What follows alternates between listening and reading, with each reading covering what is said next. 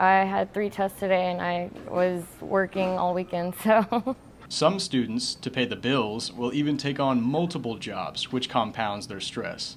Well, I work at Crickets and Lots of Shoes in the Square, and I work for Extended Care in Austin. Blanca Sanchez Nevado has witnessed the effects that stress can have on students. College life wasn't really designed for people to work and be in class. It was designed for you to be a full-time student.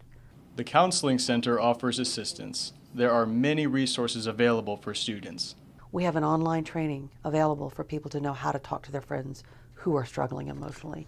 And those are just some of the things we have on our website. Students are encouraged to seek counseling if they need help dealing with their stress. For Bobcat Update, I'm Adam Cook.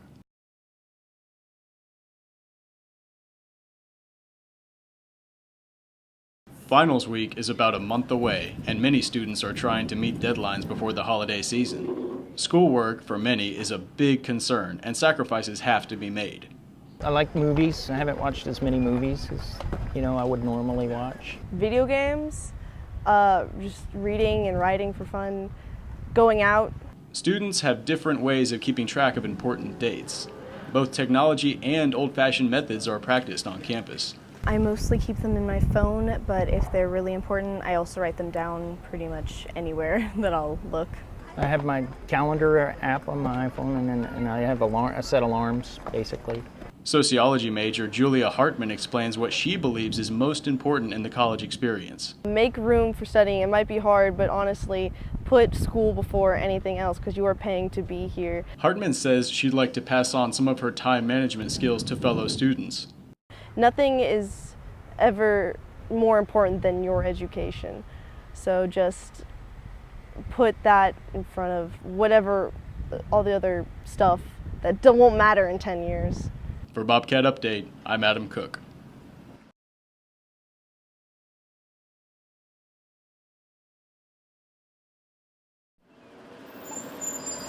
There are several ways to get to campus. I usually just take the bus. I ride my bike. I'm on my scooters. And each way can bring on a headache. The train was completely stopped, and it was probably like a 30-minute delay. All lanes were closed. Either a really long light or construction.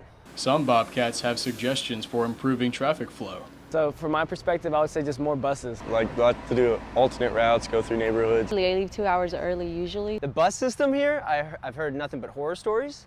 So that's one thing, maybe fix the bus route and system. There are no easy solutions, but patience and a good playlist to listen to can help make the commute more bearable. For Bobcat Update, I'm Adam Cook.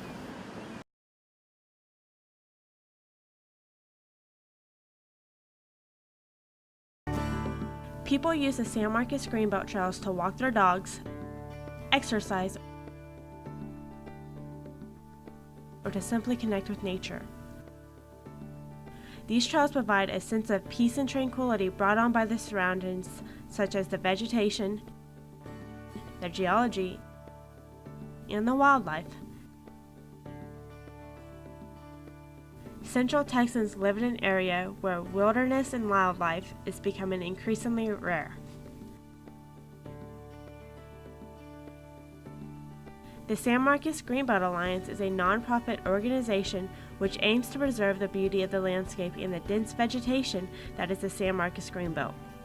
The Greenbelt consists of hike and bike trails that take you across its vast wilderness. The Alliance does what it can to keep the Greenbelt healthy and rich. If you would like to learn more about the San Marcos Greenbelt, visit smgreenbelt.org.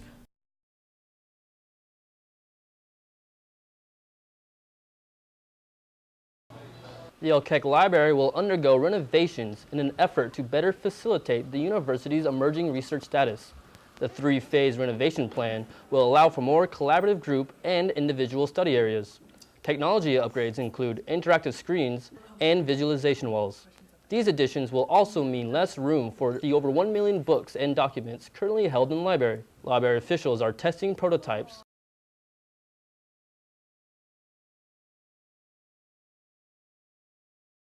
Hitting your kids is completely appropriate when disciplining them, but grabbing them in a store or in a public setting and making a big scene of it is where I draw the line of child abuse. Well, I was spanked as a kid, and I don't think there's anything wrong with that. I used to work for childcare, so I think the boundaries are a little hit on the hand as far as boundaries and as far as timeouts. If you're beating someone and they're afraid of doing something, that's not necessarily, they're just going to do it so they don't get caught.